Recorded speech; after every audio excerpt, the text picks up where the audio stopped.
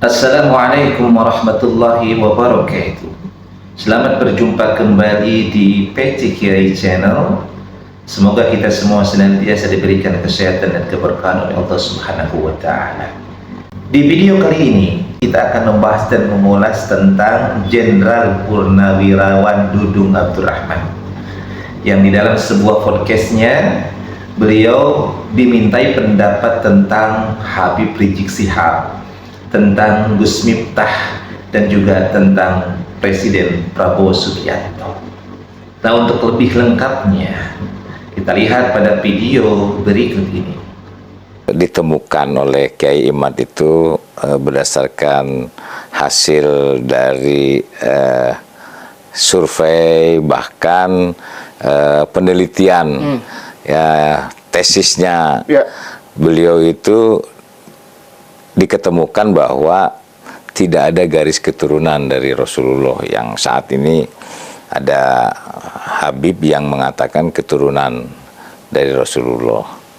Dan akhirnya kemudian berita itu rame lah ya. Dan nah seperti nah, kemudian ada dari pihak memang menurut saya itu kan hanya 1-2 orang saja yang menyampaikan seperti itu, kan begitu kan? Cuma kan nyaring bunyinya kan. Nah, yang mengaku cucu Rasul lah dan sebagainya. Tetapi secara akademis memang diteliti itulah oleh Kiai Imad itu. Dan saya pernah ketemu dengan beliau juga di perjuangan Wali Songo Indonesia itu di PBI. Ya, jadi ya, beliau hanya ingin meluruskan, sehingga inginnya bahwa umat Islam tidak mengkultuskan kepada salah satu kaum, kan begitu kan. Beliau juga dekat dengan para habaib, beliau juga dekat. Nah, analisa saya kepada mereka bahwa kita antisipasi jangan sampai antara kiai dengan para habaib ini terjadi ketegangan. Saya dekat dengan para kiai, saya dekat dengan para habaib juga dekat. Jangan sampai hanya 1-2 orang saja yang mengaku-ngaku dan kemudian akhirnya juga memperkeruh suasana. Ini yang harus kita jaga, ya. Ini kaitannya masalah pertahanan. Artinya kita melihat, Mas, negara Timur Tengah, Irak, Iran, Libya, Lebanon, Afghanistan, Syria, Yaman, Mesir. Itu porak-poranda hanya satu agama. Dan dibedakan 2 suku. Sunni dan Syiah. Mereka bunuh-bunuhan. Dan mereka satu daratan. Nah, bagaimana bangsa kita 17.000 pulau, 6 agama. Betul kan? Ya. Yang berbeda-beda. Makanya toleransi ini betul-betul harus dijunjung tinggi. Nah, kalau satu agama pun kemudian akhirnya juga ada yang mencoba-coba mengganggu, kan begitu. Nah, ini kita harus waspada. Sehingga saya sampaikan kepada mereka, tetap jangan sampai saling membenci, saling menjatuhkan, apalagi saling memfitnah. Ini yang harus kita jaga. Jadi Imanuddin itu, Kiai Imanuddin itu hanya meluruskan sesuai dengan fakta sejarah seperti itu saja sebetulnya. Dan para habaib yang lain pun ya banyak yang mendukung lah sebetulnya. Artinya dan beliau-beliau juga sangat mendukung pemerintah.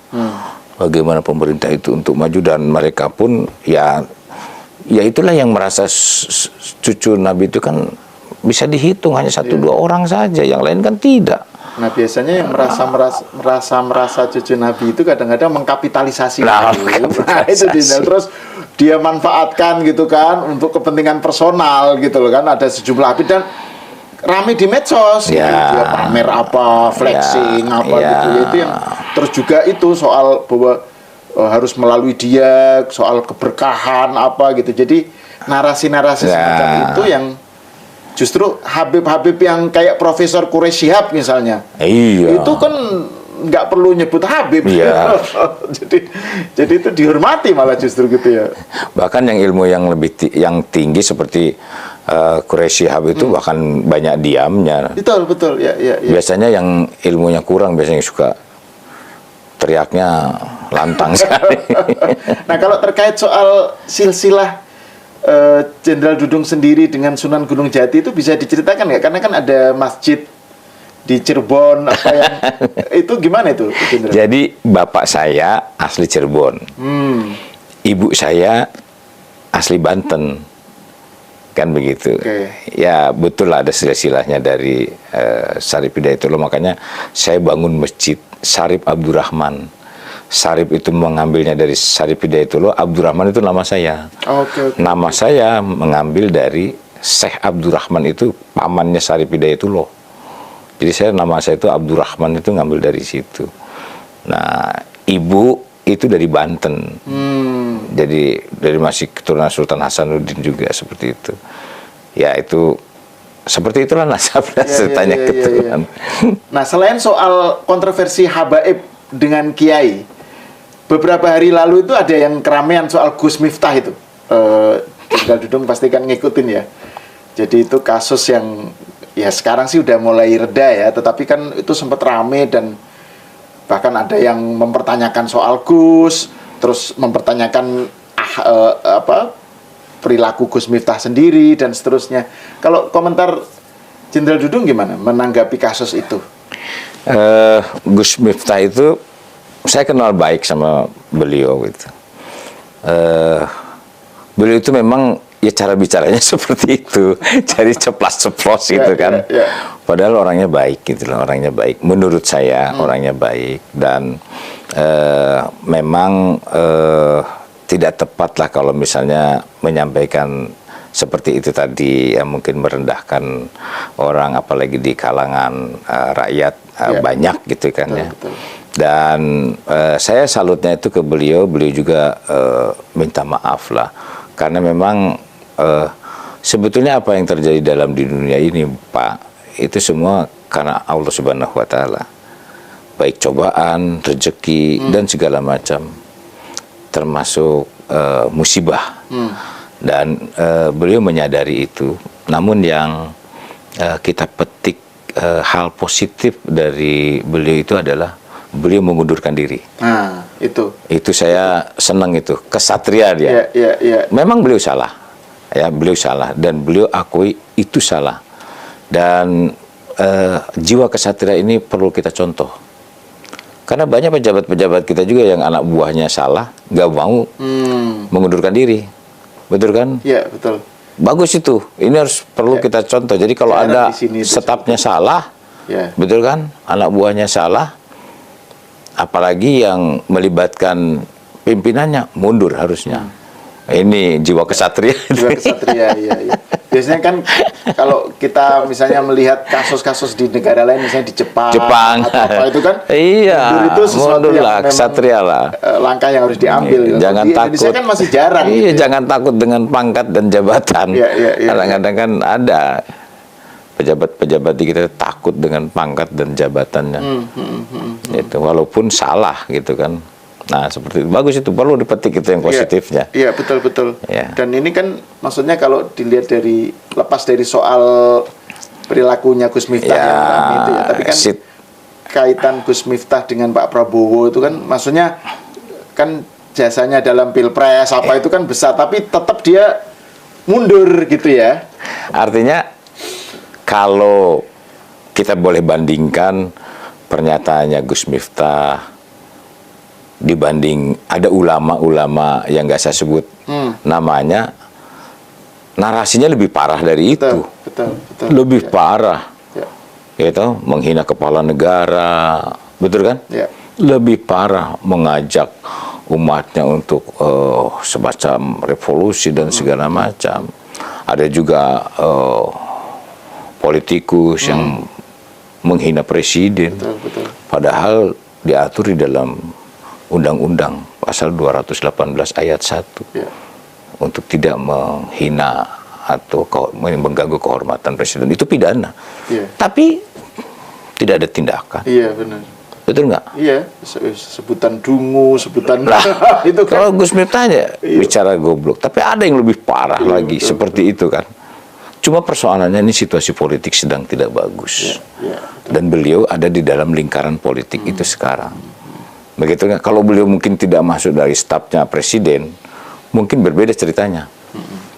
Kan ada juga ulama yang sering menyampaikan hal-hal yang tidak baik. ya. Kan seperti itu.